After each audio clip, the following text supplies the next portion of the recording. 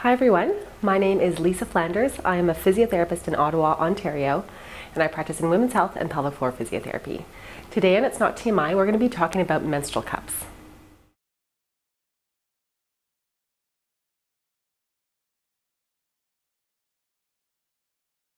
What is a menstrual cup? A menstrual cup is an alternative to disposable pads and tampons. They're typically made of a squishy medical grade silicone, and they can be worn during your menstrual cycle for up to 12 hours. So why would someone want to be using a menstrual cup over traditional pads and tampons? Well, first of all, they're cost effective. They're a one-time purchase. They can be used over and over again. They are easy to travel with, so if you're going to be traveling with your menstrual cycle, it's very simple to just put this into your suitcase, and it takes up a lot less space than a box of pads or tampons would. They're also environmental, so instead of all the disposable waste of pads and tampons, the menstrual cup can be used over and over, and it's great for the environment. So a common question that we get in the clinic is how you size your menstrual cup. So I have a couple examples of the Diva cup here. This is a size 1 Diva cup, and this is a size 2 Diva cup. And you can see, although they're the exact same length, they actually differ in their diameter. The size 1 is designed for women who are under the age of 30 and have not had a child, whereas the size 2 is designed for someone who's over the age of 30 or who has had a child. And the reason being for that is that your cervix actually gets a little bit wider as we get a bit older and wider after childbirth. Now, I'm very rebellious and I'm over the age of 30. I've not had any children, so I actually opted to go for the size 1, and that works really well for me, but that might not work well for everyone. It's also important to know that there are a lot of different cups on the market, and finding the cup that works best with your body is going to make your experience a lot more comfortable. Some important things to consider when choosing a menstrual cup are how high your cervix is and what your menstrual flow is like. You're probably asking yourself, how do I determine how high my cervix is?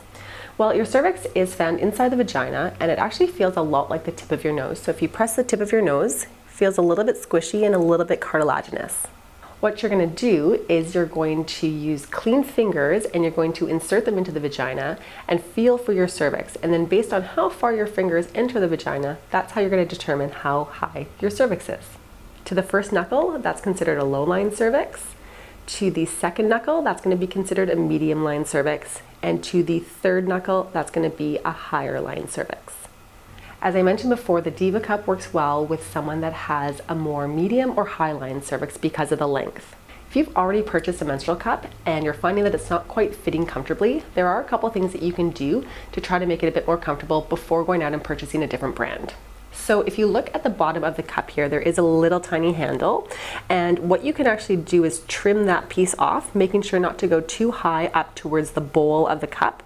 We don't want to create a hole in the bowl of the cup because we want to be able to catch the menstrual flow, but that will make it a little bit shorter and might make it a bit more comfortable. Another option is for you to flip the cup inside out, and then that makes it a little bit shorter as well. You can try that and see if that's comfortable. Another question I often hear is, how do you insert a menstrual cup? There are a couple different options to do this, and the one that I found worked best for me was simply just folding the cup in half and then essentially pinching in the middle to make the top part smaller. Now, for someone who doesn't find this approach comfortable, another option is to press down the top and basically create a little bit of a point to be able to insert it that way. Inserting your menstrual cup. So I find that it works really well if you put your foot up on something. I like to do this in the shower. I find it a little bit easier. So I put my foot up, and then I can create a little bit of space to be inserting the cup. Once I have the cup inserted, I like to do a little bit of a hula hoop or a couple little squats just to make sure that it's in place. How to remove your menstrual cup. This is something that a few people have told me that they've had some difficulty with. So it's really important to break the seal that's been created around the top of the cup and the cervix.